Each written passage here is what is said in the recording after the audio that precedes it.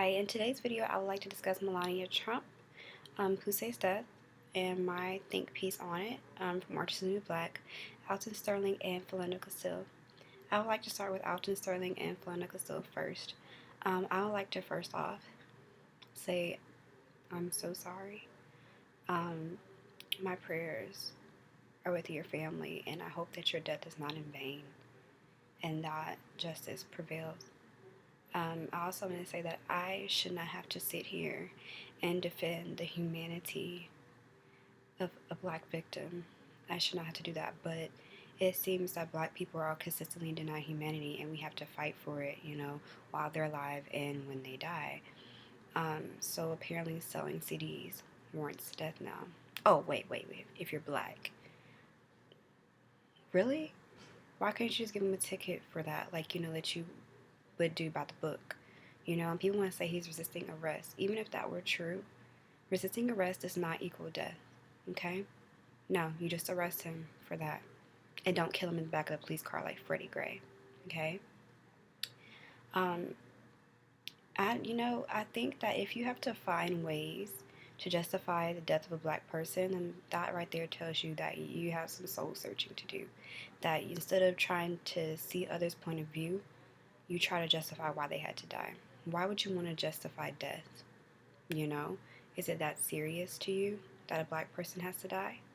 You want to justify that? It's crazy to me. I also have some other notes that I wanted to make. Oh, one of my former professors was a cop, and he stressed to the class that lethal force is the last option. It's the last thing that you do. Okay, there is a specific chain that they follow of actions that they take. I can't remember, it was like 6 or 7 steps, something like that. And lethal force was the very last one. But in today's society, I mean, it was happening before, it exploded over social media and all these different things. But, it seems like cops, I'll say some cops, do not want to follow it,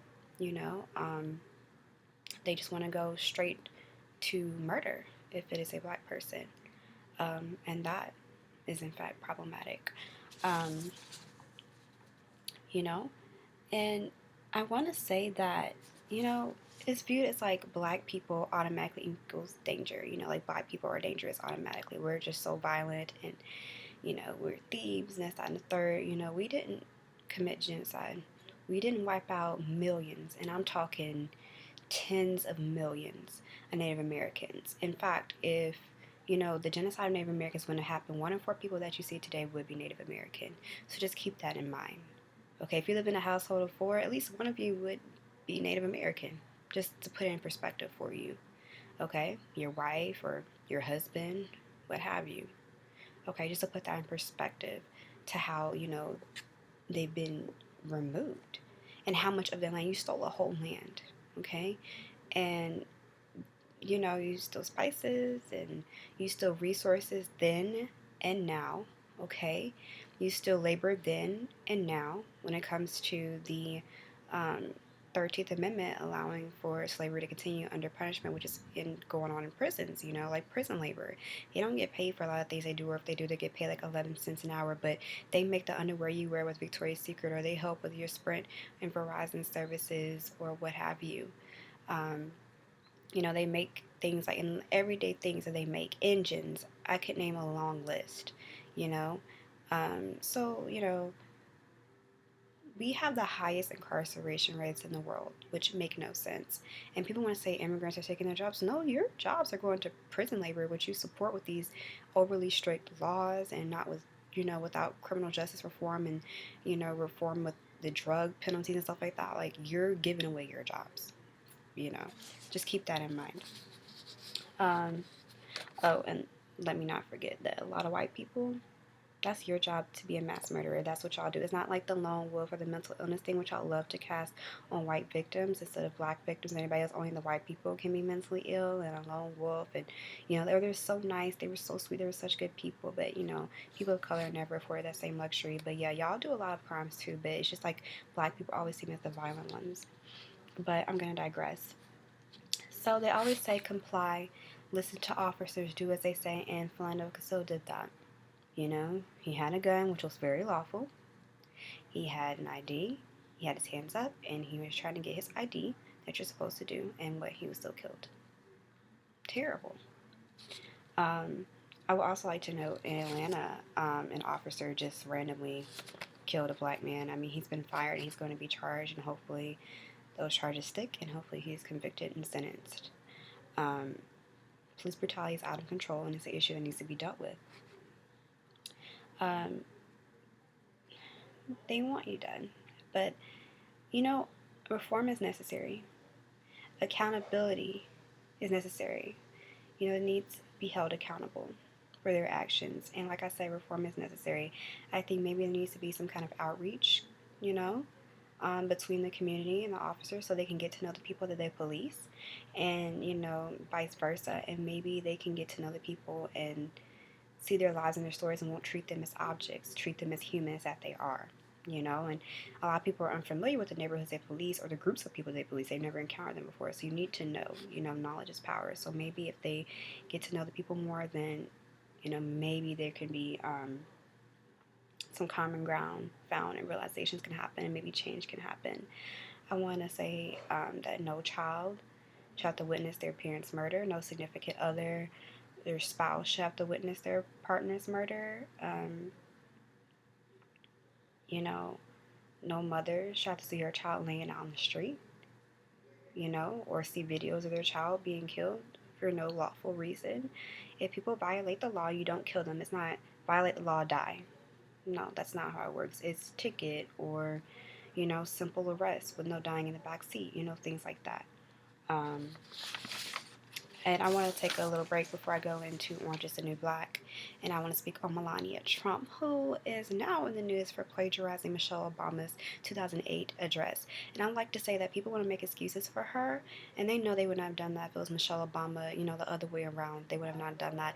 And plagiarism, sorry, it's getting distracted, but plagiarism, it is not okay, and it can actually ruin your life. Like college students, if they plagiarize, like their whole lives can be ruined. You can be found out, you can get expelled, kicked out, and then like there goes your life and your career. So it's not okay. It's not okay. And then it's not borrowing. Borrowing is when you ask permission, you give it back. You can't borrow words because she didn't ask and then she didn't give it back. So let's chill on the excuses, shall we? But it also goes to show how, whether or not they want to admit it, that, you know, white people have been stealing from black people for centuries. This is nothing new. This is nothing new. The movie Bring It On with the cheerleaders, it hinted at that. It was before its time in 2000. Look it up if you haven't seen it. If you have seen it, think about it. They steal everything. There's inventions that they've taken credit for when they didn't invent. Um, you know, they whitewash Egyptian movies and African movies, you know, things like that.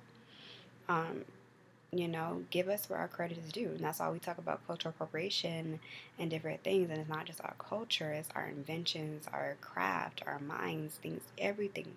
You know, like we didn't invent everything, no, but we have done a lot more than people give us credit for. And that Republican congressman who wanted to say that subgroups have not contributed much to civilization, I'm sorry, sir, you are in fact wrong. Very wrong. We have, in fact, contributed so much. How about you do your research? How about you become educated and then speak?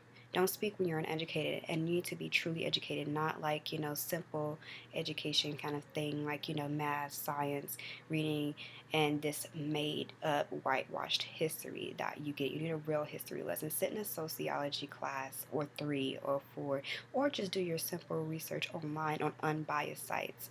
Go to neutral sites, and you'll find exactly what I'm saying to you. Moving on, I want to go ahead and discuss Orange is the New Black. First off, I want to go ahead and say that I'm a new viewer to the show. I started watching with this most current season, and I want to talk about Poussey's death, and I know that there are a lot of mixed reactions to it, which is understandable. I see both sides of the issue. But I want to say that I liked how, I mean, I didn't like it, but I appreciated how they had her body laying out there for hours, you know, channeling Mike Brown, so you can see how inhumane and degrading it is to leave a deceased individual's body out there publicly. you know. And then, like, when you think about Mike Brown, how horrible it was for his abused, bloody body to laying out there on the street, like it was nothing. It was very dehumanizing, you know. And like her death, like her laying out there, that was very dehumanizing. So I like how that real life channeling came in. Um, you know, and people complain about them killing off a minority character, which I can understand. But at the same time, it had to be a minority character to tell the story, or it wouldn't have been authentic, because this would have never happened to a white person. It would have never happened to a white person. And if it did, their bodies would have been removed from the scene almost immediately. So it had to be a minority character to tell the story. Um, I also want to say that I hate how Caputo would not say her name, and how he backed the officer, but that again relates to how real life works. And them not saying her name was as if she was nothing, you know, like she didn't matter, which again relates to real life. And if you think about it, that also channels Sandra Bland, and hence the hashtag say her name trend and movement that's begun, because their names need to be said because they do matter, and they were somebody, and they were important, and they were loved, and they did not deserve what happened to them. I would also like to say that I like that it was a female character, because it also, you know, lets you know that, you know, black women and women in general of color are victims of police brutality, you know, and we don't talk about that enough, because they are too victims, and not just in the sense of, you know, physical force and death, but also through rape, because that happens a lot, contrary to what people think. Um, but, you know, I want to say in regards to Caputo backing the officer, you know, other officers, they do not, you know, call out their partners, you know, like an official. Sometimes they do, but I see a lot of times people are reprimanded, especially if there are people of color calling out other officers. But that's necessary. Accountability is necessary. If there's only, you know, well, it's not a few bad seeds, it's a lot of bad seeds. But if, you know, there are good cops out there, good cops need to call out the bad cops and take a stand. All of you, take a stand. This is me challenging you to take a stand. Get these racist people out of there. Get them out. You know, create training, new initiatives, reform, all of that. Um, because at the end of the day, if you are silent, you are complicit. Silence equals agreement. Point blank, period, no discussion. Um, like I would also like to say, do not lie for your partner. Do not come up with a story, which was also, you know, highlighted on Orange is the New Black, when all of the officers were getting together and just, you know, going with whatever the flow was about what the story was going to be. Don't do that. Take a stand, tell the truth, help change. Um, I also want to discuss about it. Sorry, I have my notes here because I want to cover a lot of different things. Um, yeah, but they made her seem very expendable. But I also want to talk about how only it seemed like the black girls groups seemed to care. Like I saw Maria kind of had some compassion for the situation, especially when she saw her laying out in the kitchen. Um, but it, you know, Marissa and Flocka, I believe they were in like the bathroom, and they made a very insensitive remark, and they were just concerned about being on TV. They didn't really care. But for me, that also correlates to real life, because it showed the anti-blackness that's out there. It doesn't exist just in whites. It exists in Latinos and Hispanics, and in the Indian culture over there in India, you know, part of Asia. It extends everywhere. And in the Asian communities, anti-blackness is everywhere. And that was a call out in my view. And, you know, it needs to be addressed, not just in regards to white attitudes. It needs to be addressed elsewhere and everywhere. Um, I also hated how they chose the officer, Bailey, CO, Bailey, to be the one to do it, because he was clearly the sympathetic CO, you know, the one that you kind of liked more. Really, I guess he's the only one you could really like. So that was kind of some Blue Lives Matter stuff to me. And by the way, being a blue life, there's no such thing as being blue. Like, I'm black and I'm black 24/7. You're blue 40 hours a week, and then you retire, you're not going to be blue anymore. Okay, being blue is a choice, being black is not. There's no such thing as Blue Lives Matter. And if you're cool with Blue Lives Matter, but you're not cool with Black Lives Matter, then black is the operative word. And you might have seen that before, and I'm not going to take credit for that, but that's definitely an accurate statement.